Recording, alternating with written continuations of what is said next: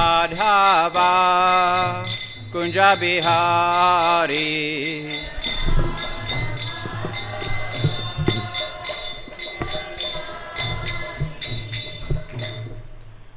Jam Vishnupad Paramahamsa Parivrajaka Acharya Ashtatarashta Shri Srimad Abhay Charan Bhaktivedanta Swami Prabhupada ki Ananta Koti Vaishnava Vrinda ki Nama Acharya Shahridas Thakur ki प्रेम से कहो श्री कृष्ण चैतन्य प्रभु नित्यानंद श्री अद्वैत गदाधर श्रीवास आदि गौर भक्त वृंद के श्री श्री राधा कृष्ण गौ गोपीनाथ राधा कुंज श्यामा कुंज गिरि गोवर्धन के वृंदावन धाम के मायापुर धाम के गंगा माई के यमुना माई के तुलसी देवी के भक्ति देवी के जय निताय गौर परमानंद. All glories to the assembled devotees. All glories to the assembled devotees. All glories to the assembled devotees. All glories to Shri Guru and Shri Gauranga. All glory to Srila Prabhupada.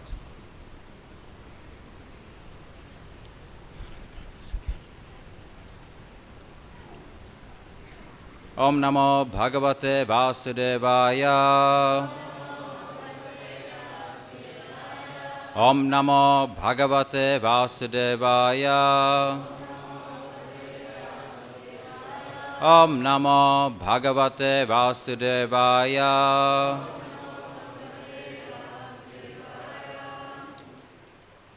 So reading from Srimad Bhagavatam.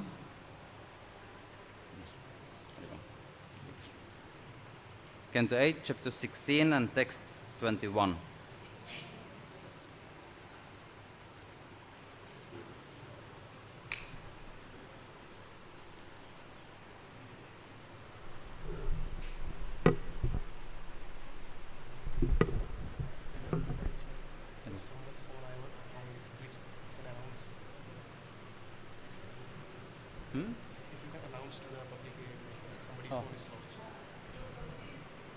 Somebody's phone. Anybody's here?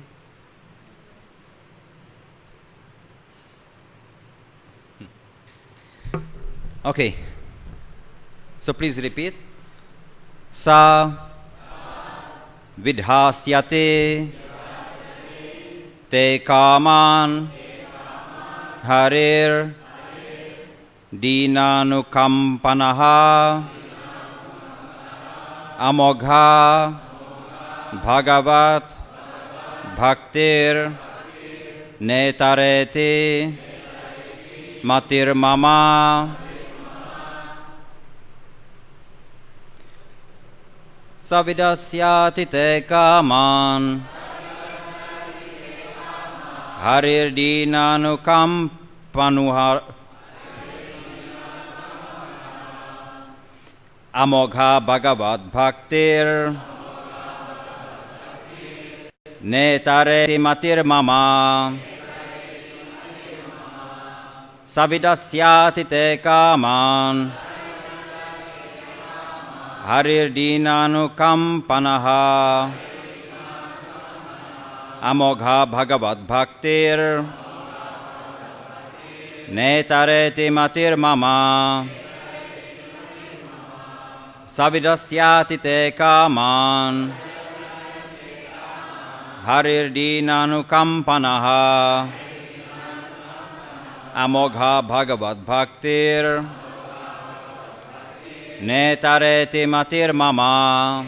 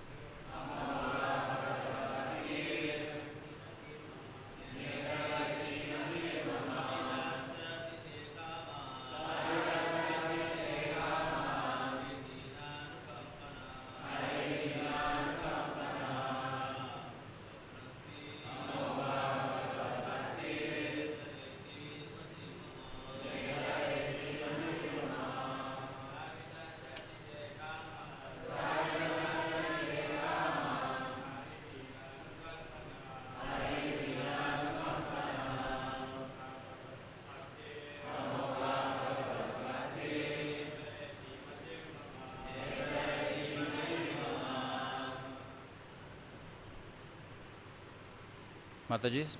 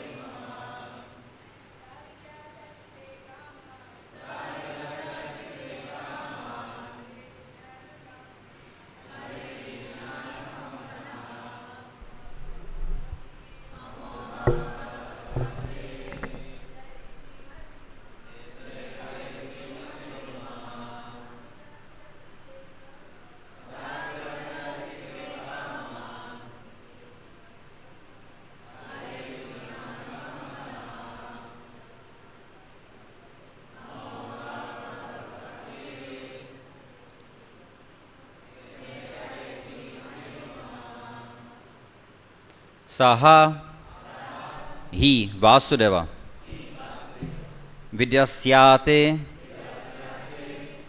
will undoubtedly fulfill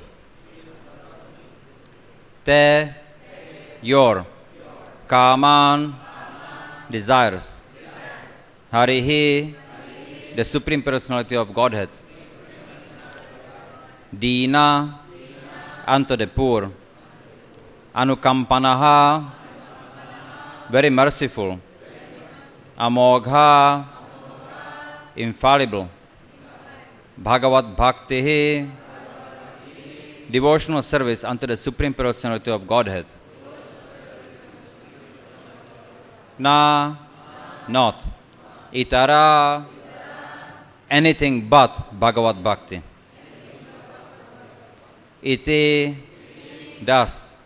Matihi, opinion. Mama, my. Translation and purport by Srila Prabhupada. The Supreme Personality of Godhead, who is very merciful to the poor, will fulfill all of your desires, for devotional service unto Him is infallible. Any method other than devotional service is useless. That is my opinion. Purport. There are three kinds of men who are called Akama, Mokshakama, and Sarvakama. One who tries to get liberation from the material world is called Mokshakama. One who wants to enjoy this material world to its fullest extent is called Sarvakama. And one who has fulfilled all his desires and has no further material desires is called Akama. A bhakta has no desire.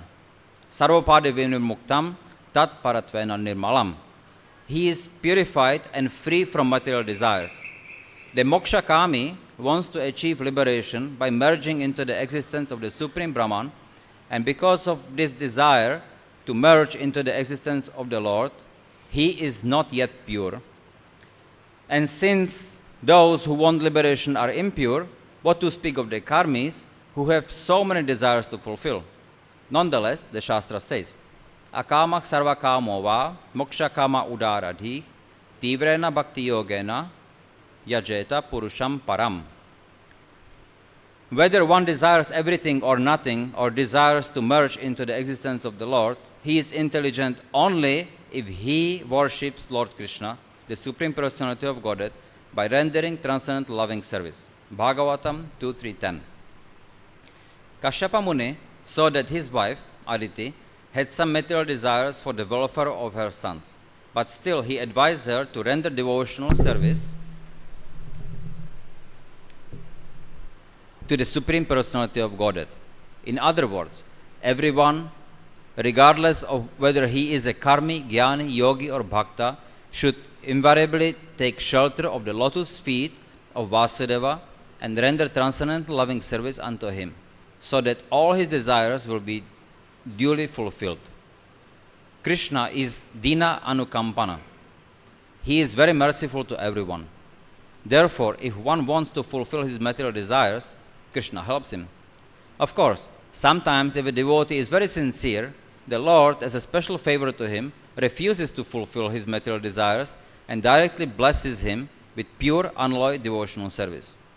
It is said in Chaitanya Charitamrita, Madhya 22, 38 and 39, Krishna kahe ama bhaje maga vishaya sukha amrita chari vishamage ei bada murkha ame vigya ei murkhe vishaya kene diba sva charanamrita divya vishaya bhulaiba. Krishna says, if one engages in my transcendent loving service, but at the same time wants the opulence of material enjoyment, he is very, very foolish. Indeed, he is just like a person who gives up ambrosia to drink poison. Since I am very intelligent, why should I give this full material prosperity? Instead, I shall induce him to take the nectar of the shelter of my lotus feet and make him forget illusory material enjoyment. If the devotee maintains some material desires and at the same time very sincerely desires to engage at the lotus feet of Krishna, Krishna may directly give him unalloyed devotional service and take away all his material desires and possessions. This is the Lord's special favor to the devotees. Otherwise, if one takes to Krishna's devotional service but still has material desires to fulfill, he may become free from all material desires as Dhruva Maharaj did. But this may take some time. However, if a very sincere devotee wants only Krishna's lotus feet, Krishna directly gives him the position of Shuddha Bhakti, unalloyed devotional service.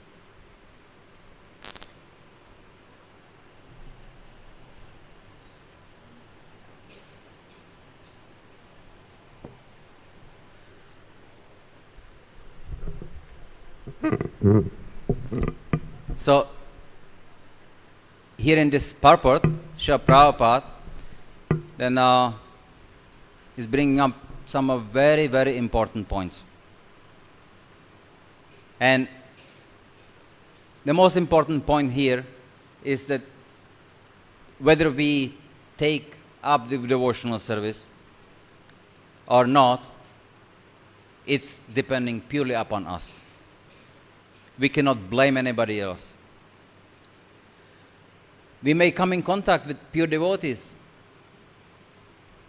Like we see, so many people came in contact with Krishna, Balaram. They came in contact with Chaitanya Mahaprabhu. But only some took up the devotional service. So then what to speak about nowadays? Pure devotees are there. But it depends on us whether we want to take up devotional service or not.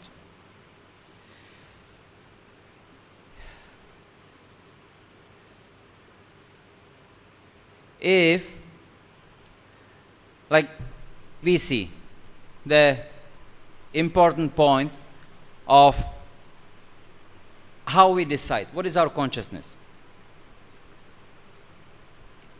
And as Srila Prabhupada said, for a devotee, then Krishna, when he really wants to show special favor, then he does not give the material property or material prosperity to the devotee.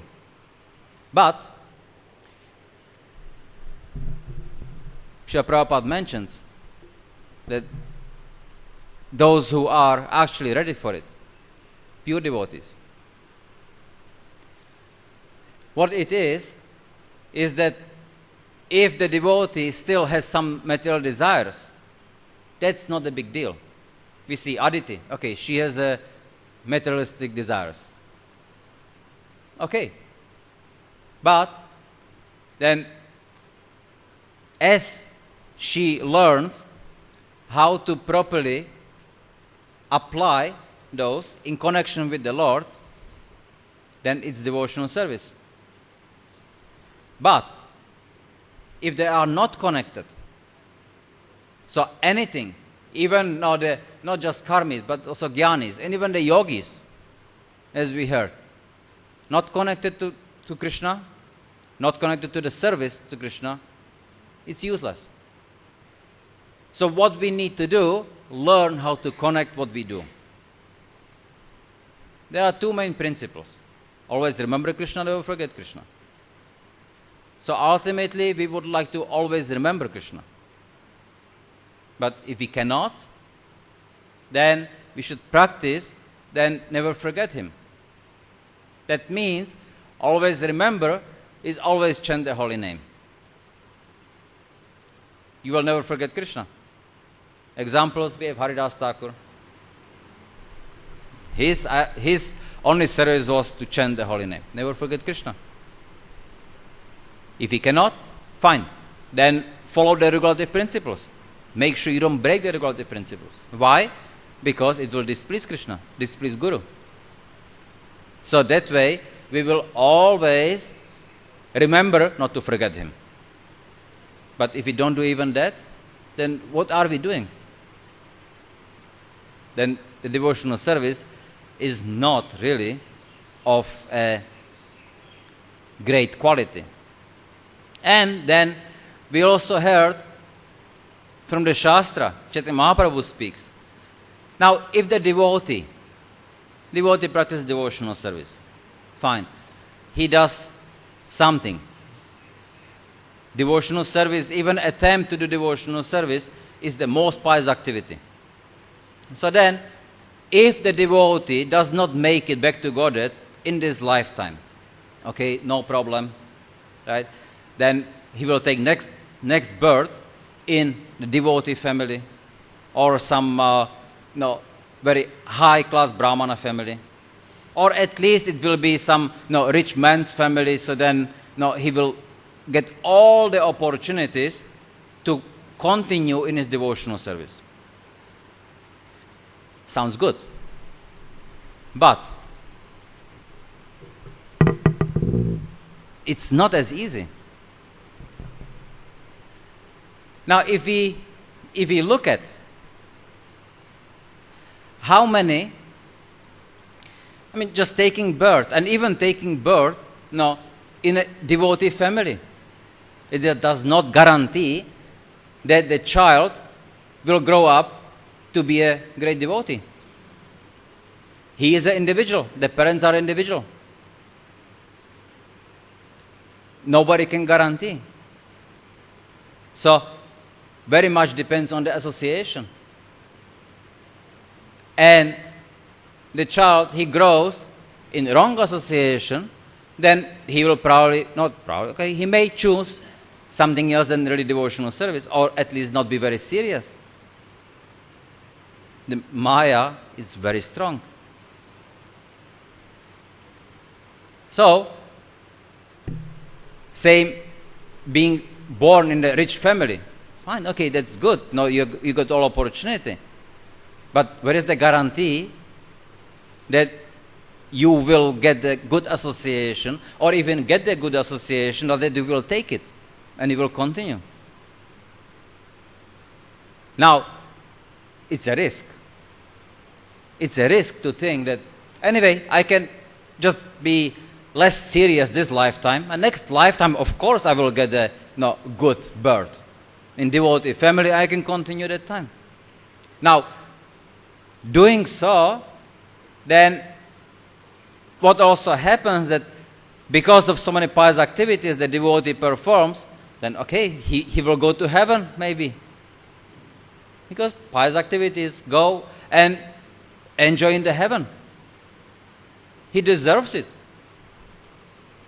And then, after the enjoyment, comes back, and then what's here? Probably could be already Satya Yuga. So, one can perform devotional service by meditation, but where is the golden age? Where is Chaitanya Mahaprabhu? Where is the movement of Srila Prabhupada? What do we know about Swayam Krishna? What do we know about Chaitanya Mahaprabhu? That's great danger. Now we get such a unique opportunity. Swayam Krishna appears only once in the day of Brahma. That means 1,000 Mahayugas. That's how many? 4 billion years?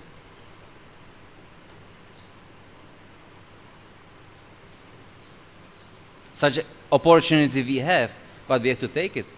If we are not serious, where is the guarantee that we will get the same opportunity again?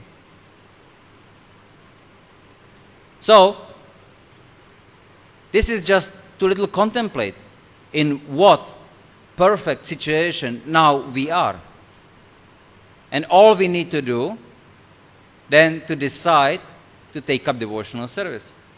So to take up devotional service, that means then how do we develop the desire for taking up devotional service? As we mentioned, association is very important. So, associate with each other to discuss Krishna Katha, to discuss how we can perform and help each other in devotional service. What are the difficulties? How we can overcome the difficulties? And that way, then we can be always Krishna conscious. And this is something which anybody can practice. So it's very much depending upon each and every one how much we want to do, how much serious we want to become in devotional service. So Aditi, example, okay, now she has desires. If the desires gets connected to the Lord, then there will be no problem. From that, it's a Sakama Bhakti. She is having desires, she will fulfill her desires, but in connection to the Lord. Next step, then when we realize, I would like to do something more for the Lord. What is it, something more? I want to do the service the way the Lord wants. I don't want to put my own desires there. Nishkama Bhakti. So when we perform the activities for the Lord as spoken or as desired by the Lord through Guru Sadhu Shastra, and we don't put our own interpretation into it, then it's Nishkama Bhakti. And then from that, then we can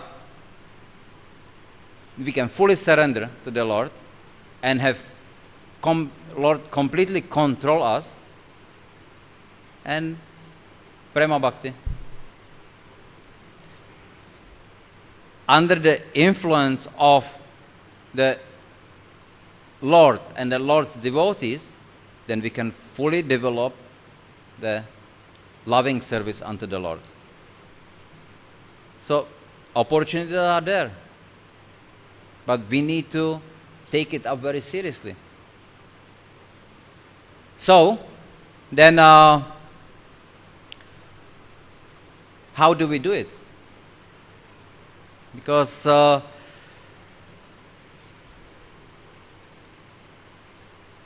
mind is very tricky. Mind gives us a lot of trouble. But mind gives us trouble only because we let the mind give us trouble. It's because of our anarthas that we have wrong desires. Having wrong desires, then we will develop the taste for doing what's wrong, and distaste for what's right. So working on the anarthas, that's the right way how we can achieve the highest level of bhakti. Cheto darpana marjanam. We need to purify our heart. And not through the purification of the heart, then we can understand the topmost level of devotional service. But what about the anarthas? Also then we chant and anarthas will go away. It's true. But Vishwanath Chakravarti Thakur, then he talks about there are anarthas coming from different sources. Activities, our activities. And through those activities we develop anarthas. What are these activities? Sinful activities. We do something which is sinful. You get anarthas. Something, we do pious activities. Mundane pious activities. You get anarthas. We perform seva parat. We get anartha. And by performance of nama parat, we get anarthas. Now, there are 4 kinds of anarthas, and each of the anarthas are a little bit different. Then he elaborates more on how the anarthas, by the performance of devotional service, how do they disappear. And he has levels of how the anarthas slowly disappear. So first level is partially. Second level then is almost gone. Then third level is they are gone. And fourth level is they are absolutely, completely gone. So we understand partially, fine. Something is there. Almost, yeah, just a little left. But what is the difference between they are completely and then absolutely completely? The example is given of a hink. You put a hink in the box. Then you take a little bit of the hink, it still smells, right? Take a little bit more, there's a little piece, it still smells. Then you take everything out, but the box still smells, even though the hink is completely gone. It takes time for the smell to go also. So that's the difference. So now, and Vishwanath Chakravarti Thakur, he elaborates on that the anarthas from maybe a little bit, anartha is a seed of the desire. And the anartha, the seed, makes us, when properly situated, think according to what the anartha is about. I'll give you an example. We may have some specific weakness, that we may like some sweet or some, can be, say, pancake, okay? Now, based on that, if we, or rasagula, we like to taste rasagula. So when we see rasagula, which is prasadam, take it, fine, that's very good. Now, when we see rasagula, and the anartha is there for to taste rasagula, then the question whether it's anartha, whether it is prasadam or not, may not be relevant. Wow, rasagula, I want, but there's not prasad. Okay, Shivishnu, just eat it, right? We don't care. Why? Because the lust, the anartha, connects to the object, and immediately thinking, feeling, willing, acting happens. When there is no anartha, then okay, rasagula, that's nice, but it's not prasad. I'm sorry, please offer it, then we can have. Madhavendra Puri, right? When he thought about, I would like to taste the kheer of Gopinath to make it for my Gopal. Oh, what am I doing? That's not being offered. I'm such an offender. So, this is what anartha does. It develops our thinking into feeling and willing, and then we act on it. If there is no anartha, there is no thinking, there is no feeling, and there is no willing. We are free. Shukadev Goswami, 16-year-old boy running naked, seeing naked girls. He is undisturbed, they are undisturbed. He is totally focused on something else. So, there is no anartha, there is no desire. Another 16-year-old boy would probably act differently. So, because of anarthas. So now, these anarthas, we have anarthas from sinful activities and anarthas from pious activities. Then Vishwanath Chakravarti Thakur says, those are easy to remove. You just perform devotional service, and by the level of Nishta, Ruchi, they are completely gone. The taste for performing any sinful or pious activities is gone, because there is a Ruchi for taking up devotional service. So there is not even like the smell of it. It's gone. Then the anarthas from Sevaparat. These anarthas, they stay a little longer. But he says, don't worry about it.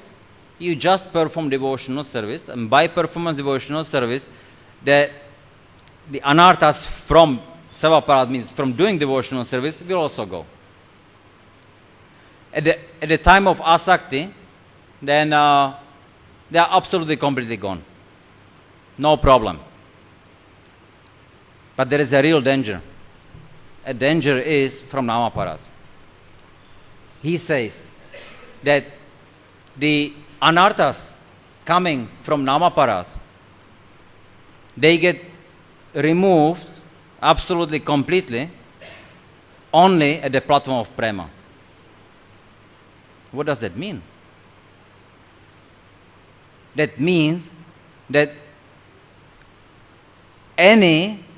whatever Namaparat we are committing, the feeling, the understanding of it, that we had done something wrong, we will carry with us until the platform of prema.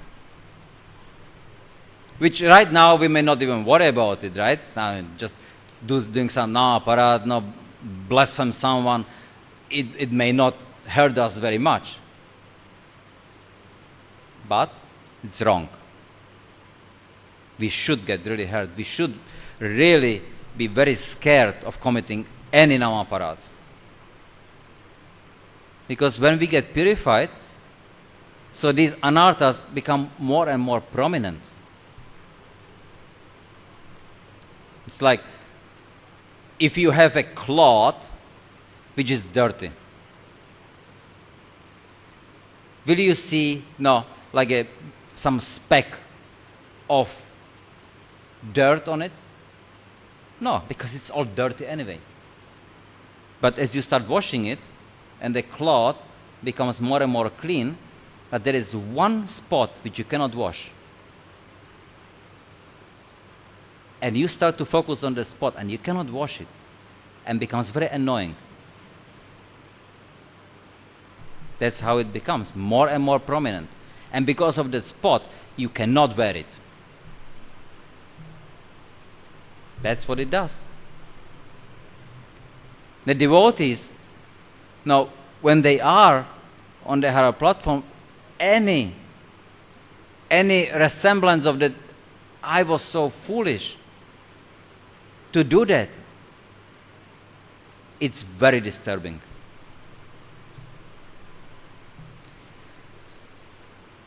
We see on the case of Dhruva Maharaj. Dhruva Maharaj, he had two desires, right? He wanted the kingdom greater than Brahma, and he wanted his stepmother to die. Yeah, fine. Okay, 5-year-old boy. What can you say? Then he does austerity. He performs sacrifice. And he does see the Lord. And the Lord gives him just everything. He gets purified. Then, okay, so then what would you want? Oh, my dear Lord, I don't want anything. I'm just happy seeing you, being with you. I have no materialistic desires anymore. But you wanted something. Have it. The Lord insisted. Okay, then he did get it. But later on, in the next chapter, then what is it? It's a lamentation of Dhruva Maharaj. He was lamenting how foolish he was, that he was approaching the Lord through materialistic desires. So, we don't have to do that. But we have to be very conscious of the Namaparat.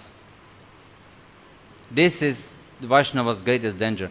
And out of Namaparat, the unfortunately most common is the Vaishnava Parat. We have to be very careful not to commit Vaishnava Parat. We should be very scared of Vaishnava Parat.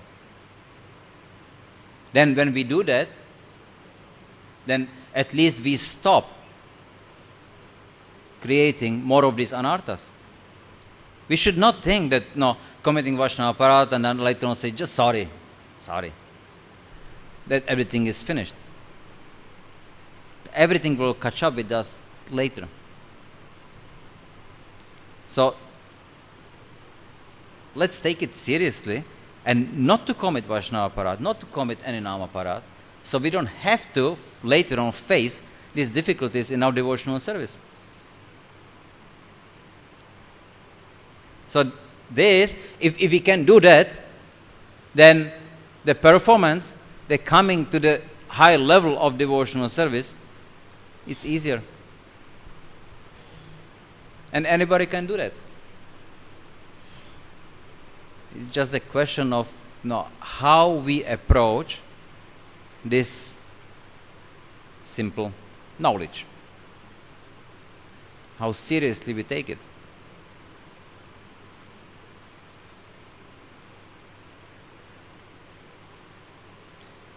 Any questions? Yes. The mic is here.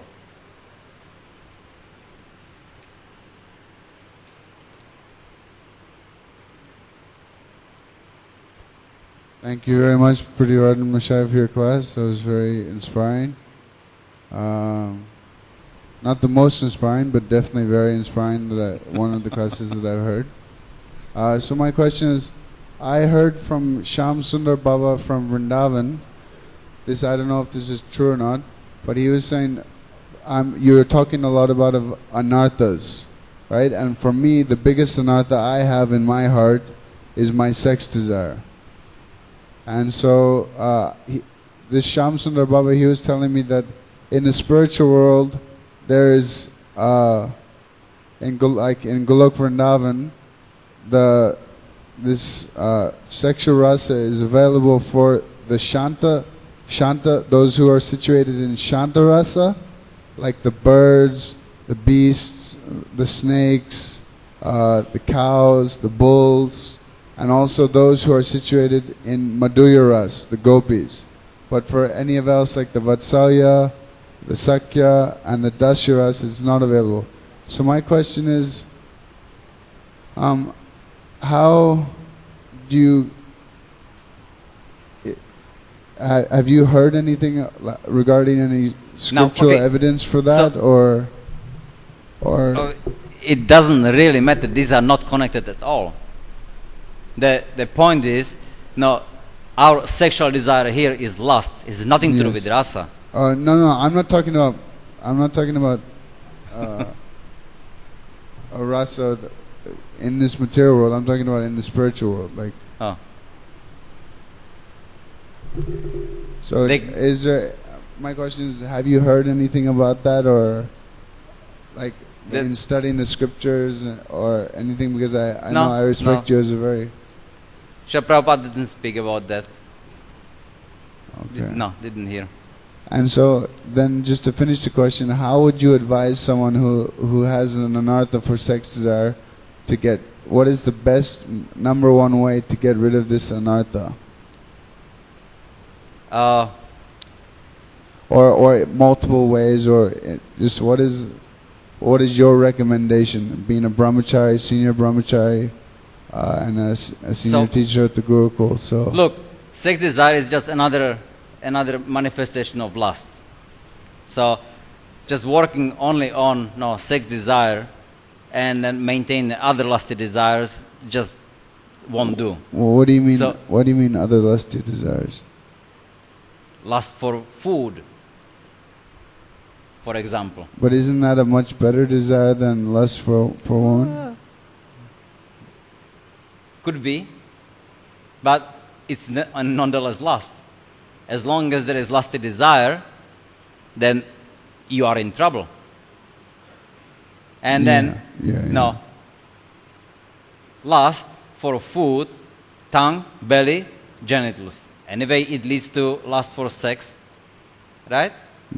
That's what Rupa Goswami explains. So, working on one, but not working on the other ones, it won't really help that much. So you have to work on. So we have to overcome together. the lusty desires, and then the lusty desires then overcome through devotional service. So we have to just seriously take up devotional service and do what we can. Now, sometimes the mind just gives us trouble, being the food or being the sex or whatever it may be. Now, if it happens that we fall for it, now what is our reaction? That's very important. If the reaction is, oh yeah, anyway, I don't mind, I don't care anyway, why should I pretend? I feel like doing it, so I'm doing it. That's not very devotional, and that's not very purifying either. Now, if the devotee really wants to get rid of that lusty desire, so when he falls down, then he should think, wow, that was when he falls down. Falls down for it. Yeah, okay. I didn't hear you, I'm sorry. Okay, yeah, he falls down for it. Then, now, that his reaction to that should be great regret.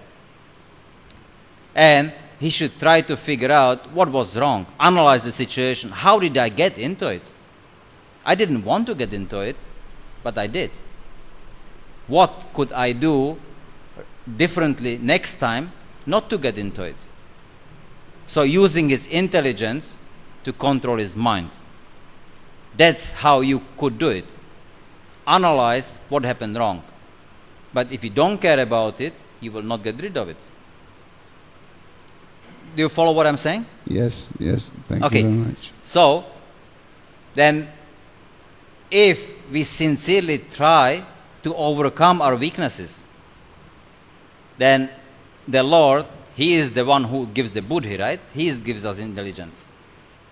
So, He guides us, and He can, either it can be through association, or He can guide us to get instructions from others, from Shastra, from Guru, and through our sincerity, we can overcome that. That's the process. Now, if we do that, then the lusty desires will disappear from the heart.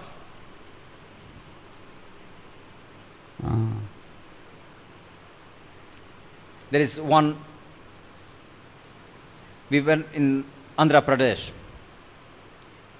and in one village there is a deity of Mohini Murti. And from what I know, this is the only deity of Mohini Murti. Where? Andhra What's Pradesh. the name of the Ragi? It's a Ragi. Yeah. Rani. It's one village there. And it's a beautiful deity. In fact, it's Swayambhu, self-manifested deity. But it looks just amazing.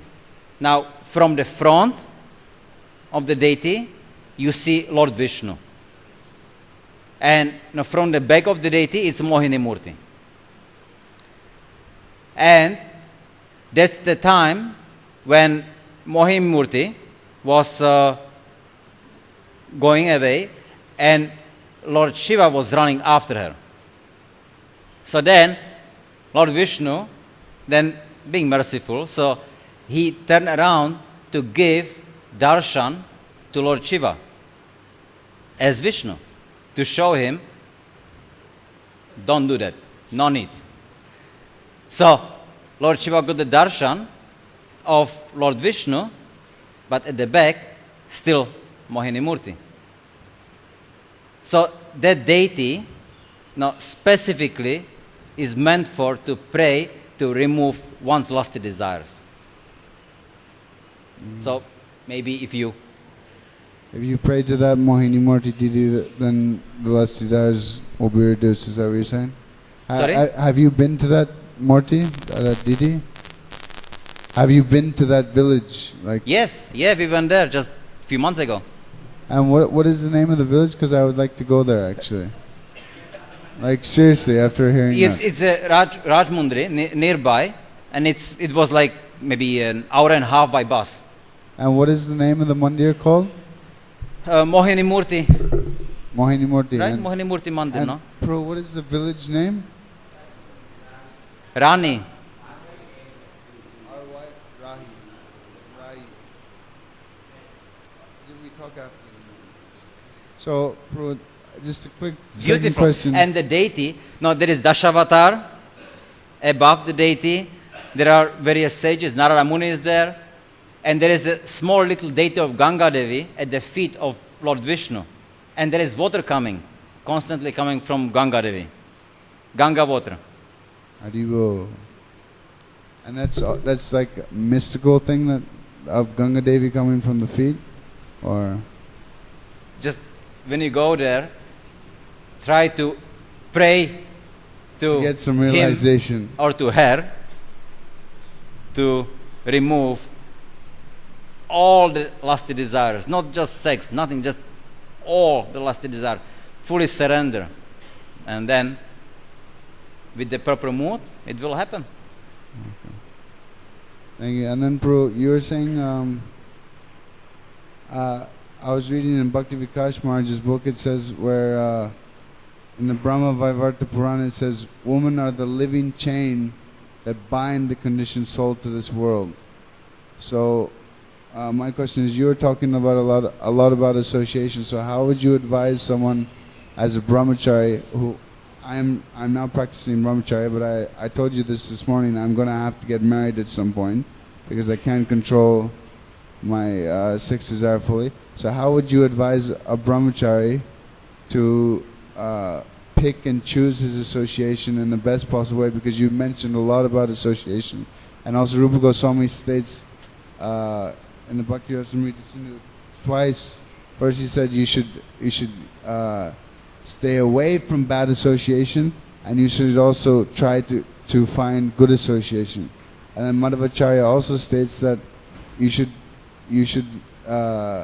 seek out good association with like-minded persons if you want to seek out association. Otherwise, you should stay association with yourself, like alone, association with yourself. So how those three things connected? Could you comment on that? Like how someone can look. In fact, now again the Shastra says the boy, when he reaches 5-year-old age, then he should go to Gurukul. So by that age, then he is at the Grihastha scene. He is taken care of by the mother, by the father. But then the boy should be separated, and then he should be in Gurukul in the association of brahmacharis. Prabhupada said that a sex desire can be seen even within a 5-year-old child. I've read that. It's the sex desire will be there, but not manifested yet. That manifests during the puberty. Mm-hmm. Now, when in the proper association, under the guidance, performing devotional service, the child is being trained as a brahmachari. Now, if he is properly guided, he may get the opportunity to get rid of his anarthas before they manifest. Yeah. So then later on, he will get or very minimal of some materialistic desires, and he can continue as an Ashtika brahmachari. Now, if he does not get his desires removed, then okay, fine. Then he needs to maybe get married, because the desire for sex grows subtle, it doesn't matter. Maybe there. So then he gets married, but the marriage is for what purpose? Not to enjoy. The marriage is there to get the realization as the Naishtika Brahmachari gets by not marrying, he gets that by getting married. So at the end now of the married life, he takes Vanaprastha sannyas, and now he achieved the same realization as the Naishtika Brahmachari. So that's why he is still trained in the beginning as a brahmachari. So then he's just called Upakurvana Brahmachari. So could you repeat that again? Who gets the same result as the Nastika Brahmachari? Grihastha. Grihastha. Not Grihamari, Grihastha. Okay, I have one question on that. Like, I know, like, Gogovinda Maharaj used to say, do you know how many times I've released semen in my life? And he used to say this openly in Bhagavatam class, because I've talked to many Gogovinda Maharaj disciples, and he used to say, do you know how many times I've released semen in my life? 7. Do you know how many kids I have? 7. So that's what I would consider a grihastha. Yeah, right. So, but for someone like me, will not be able to follow that standard. So how would you recommend that one go about? At some point you have to start following. So as maybe you don't follow in the beginning, okay, but then as the body gets older, then you get more opportunities not to have sex for any reason. So then there's the time to take Vanaprastha. Yeah. So, and you can do it. So anybody can, if the desire is there. Everything is for it. As the body gets older, the lusty desires get weaker. So if we don't fan that, and if we don't want that specifically, no, then it's just to our advantage. Yeah. Sorry I took so much of your time. Thank you very much. That answers a lot of my questions. Is there anyone else here in the class who wants to ask a question?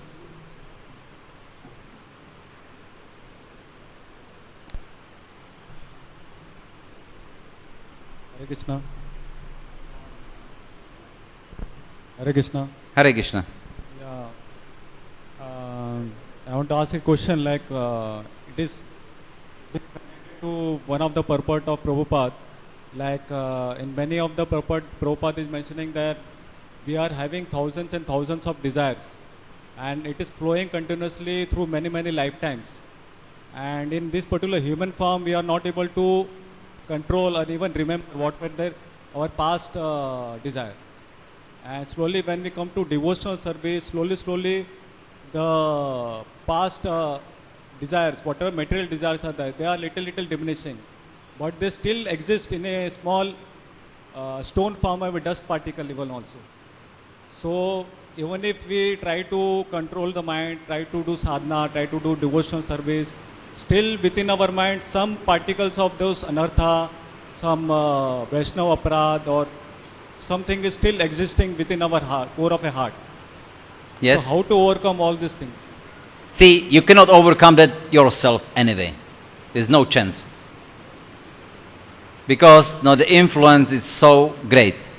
So the only hope is that by performance of devotional service, okay, we show an determination.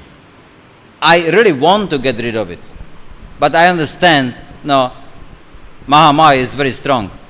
By myself, I cannot. So by giving, showing the sincerity by our determination, then this is when Krishna shows mercy upon us. And even though we deserve to get some reactions, or we deserve to get more entangled into the materialistic activities, He will not give it to us. But only if we really want that. Because then, when we don't get it, we will not blame Krishna that we didn't get it. That means all. That means that we don't lose something. And losing something, right, that, if I can be spared of that, that's very good. But I'm supposed to get $1 million, and Krishna didn't give it to me. Right? Easy to blame the Lord for, that means everything. If we are sincerely we are determined to get rid of our attachments, Krishna will help. But if we are just saying it, but inside, yeah, I wouldn't mind, no, to get this, to get that, then Krishna will be very careful. That's like when somebody is attached, right? And no, he's attached to, no, I want to marry that girl. And then you try to tell him, don't marry that one, no, that's not good. It will not work good. And you try to, no, convince him and be happy with him. He may say, okay, I'll try this, that. But then it works out at the end that actually you don't want him, it's very good, and you don't like him. You may break a relationship. That's a reality. Because of attachment, he is unable to see that you are trying to help him. He will not. He will not appreciate it. So same way, when we are attached, Krishna helping us will not be really, the best. That's why he only does to the devotees whom he sees that they are sincerely trying with determination to overcome that. Then he will not give. And he will take away whatever is necessary.